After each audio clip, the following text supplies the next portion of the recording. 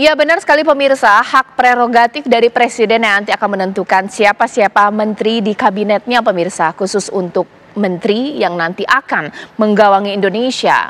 Prabowo Gibran atau masa pemerintahan Prabowo Gibran hanya ada di kantongnya Pak Prabowo pemirsa. Tapi bolehlah kita membaca dari manuver-manuver yang dilakukan oleh partai politik, pendekatan, komunikasi, kira-kira adakah menteri yang tidak masuk kabinet, adakah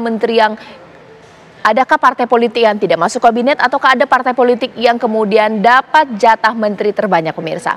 Mari kita bahas di Apa Kabar Indonesia Malam. Di sini Kang Ujang sudah hadir bersama saya di sini, pengamat politik kita, dan saya mencoba untuk menyapa dua narasumber saya mewakili dua partai politik, mulai dari Mas Herzaki Mahendra Putra dari Partai Demokrat dan juga dari Nasdem ada Bang Bestari Barus. Selamat malam, assalamualaikum bapak-bapak.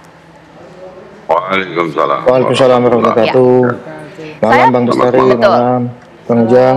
Salam Bang. Saya pertama kali ingin ke Kang Ujang terlebih dahulu deh. Dari dua partai ini, kira-kira bagaimana ini? Dapat jatah menteri nggak Nasdem atau Demokrat? Kalau dapat atau tidak, alasannya apa? Ya, kalau saya melihat ya, konstruksi koalisi yang dibangun oleh Pak Prabowo adalah koalisi yang gemuk.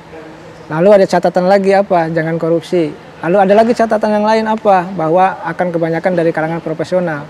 Tetapi memang tidak didekotomikan antara profesional dari partai ataupun non partai. Kelihatannya Pak Prabowo akan ngambil orang yang ahli, yang punya kapasitas, yang punya kapabilitas juga dari orang partai. Kan di partai itu juga ada misalkan ahli tata negara, ahli ekonomi dan lain sebagainya. Nah, dalam konteks itu saya meyakini karena koalisinya ini koalisi besar, gemoy lah ya kalau kata kubunya Pak Prabowo, maka kemungkinan besar ini akan terakomodasi. Itu yang disebut teori sebagai power sharing. Nasdem juga dapat? Ya, saya meyakini ada. Kenapa? Bagaimanapun ketika misalkan kita punya pengalaman, misalkan PAN yang lalu di tengah jalan masuk juga dapat kursi menteri. Jangan lupa Demokrat juga terakhir gitu ya, Pak AHY juga dapat kursi menteri. Itu karena konsekuensi masuk di tengah jalan. Nah, kasusnya memang berbeda. Kalau hari ini kalah ya kan, masuk di tengah jalan juga, walaupun memang belum pelantikan. Tetapi ini kan kalau saya bicara case-nya mirip, serupa, artinya ketika misalkan Nasdem bergabung di awal walaupun kalah gitu bersama PKS gitu ya, saya meyakini tetap saja sebagai politik akomodatif akan mendapatkan jatah kursi menteri begitu. Tapi memang paling juga kuantitasnya ya tidak akan sebanyak yang memang berdarah-darah di Kim begitu. Bang Bestari Barus, jadi Nasdem ini masih berharap untuk dapat jatah kursi menteri ya, meskipun memang tidak mendukung dan bukan partai yang berdarah-darah untuk mengantarkan Prabowo Gibran menuju kemenangan. Ya, mungkin pertama yang perlu saya sampaikan begini, bahwa di dalam manifesto Nasional Demokrat kami pernah menuliskan di situ bahwa berdirinya Partai Nasdem ini kami ini bukanlah sekedar ingin cawe-cawe di dalam sirkulasi kekuasaan gitu loh. Jadi kami sangat berbahagia ketika Bang Surya pada beberapa kesempatan, apalagi waktu di kongres kami menyampaikan kita bergabung dengan pemenang dalam hal ini adalah Pak Prabowo Gibran, tetapi jangan terlalu dipikirkan itu untuk dapat jabatan apa, menteri kah apa gitu, itu nomor belakang. Yang terakhir kemarin pada pelantikan juga sampaikan bahwa posisi Nasdem ini nggak usah terlalu dipikirkan untuk mendapatkan itu, dan saya sangat mendukung, saya sangat bahagia ketika Bang Surya justru menyatakan biarkanlah itu diambil oleh partai-partai, kawan-kawan partai politik lain, karena kita sadar sepenuhnya bahwa kita tidaklah yang berdarah-darah dalam memperjuangkan Pak Prabowo Gibran itu terpilih menjadi presiden. Kira-kira itu. Jadi bukan apakah kita berharap abaikan pertanyaan itu karena Nasdem tidak pada posisi itu pada hari ini. Oke, Mas Herzaki, boleh dong ditanggapi, meskipun memang legowo juga ya Nasdem mau dapat nggak dapat, ini tergantung dari Pak Prabowo. Tapi ada statement juga di sini yang perlu digarisbawahi dari Kang Ujang bahwa Pak Prabowo ini akan mengakomodasi, bersifat akomodatif begitu ya untuk partai-partai politik meskipun memang dari awal tidak berdarah-darah. Tapi nggak adil dong ya dengan partai memang sudah berusaha sejak awal, Mas Herzaki. Ini Begini Pak, Manas-manasin dia. ya, memang Demokrat adalah bagian tidak terpisahkan dari perjuangan dan kemenangan Pak Prabowo di Pilpres kemarin. Nah, tapi kami juga posisinya sampai dengan hari ini, Mas Ahaye dalam berbagai kesempatan juga menyampaikan, ya, kalau kami menyerahkan sepenuhnya kepada Pak Prabowo.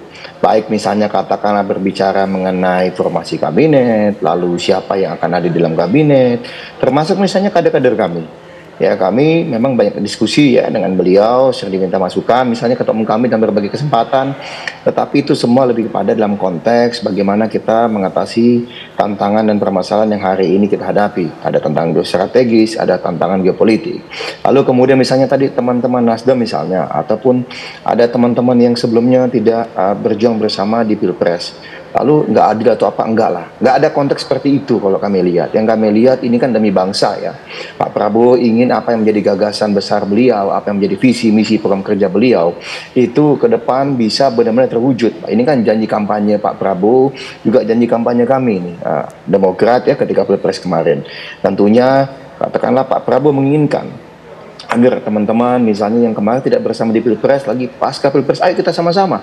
Dan ternyata dengan besar hati sesama partai politik yang di parlemen, misalnya teman-teman Nasdem, teman-teman PKB, dan misalnya teman-teman PKS juga bergabung, kami sangat menyambut baik. Karena bagi kami hari ini tidak lagi, oh ini pendukung Pilpres, oh ini bukan pendukung Pilpres, bukan. Tetapi bagaimana permasalahan yang hari ini kita hadapi bisa kita selesaikan bersama.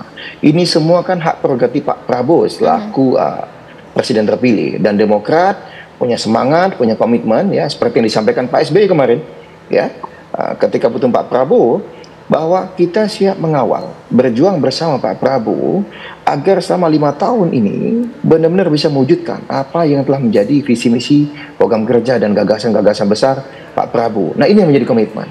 Jadi baik Demokrat sendiri, lalu kemudian ketum kami menyampaikan, dan bahkan sosok Pak SBY ini seorang guru bangsa, seorang negarawan ya, yang memang Demokrat juga, tetapi beliau kemarin banyak datang hadir sebagai konteks sebagai presiden ke-6 ya, yang diminta masukan oleh Pak Prabowo untuk berdiskusi mengenai tantangan hari ini dan ke depan dan bagaimana sebaiknya langkah-langkah yang ditempuh gitu. Jadi agak berbeda memang konteksnya gitu. Nah, tapi kira-kira begitu yang bisa kami sampaikan di awal. Demokrat meyakini langkah Pak Prabowo adalah yang terbaik untuk bangsa dan negara. Dan kami welcome kepada siapapun, karena itu haknya Pak Prabowo dan kami percaya dengan Pak Prabowo. Gitu.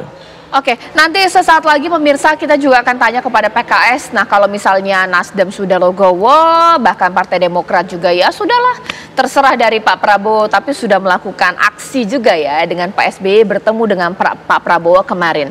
Lantas bagaimana dengan PKS? Masihkah berharap untuk mendapatkan jatah menteri? Sesaat lagi di Apa Kabar Indonesia Malam.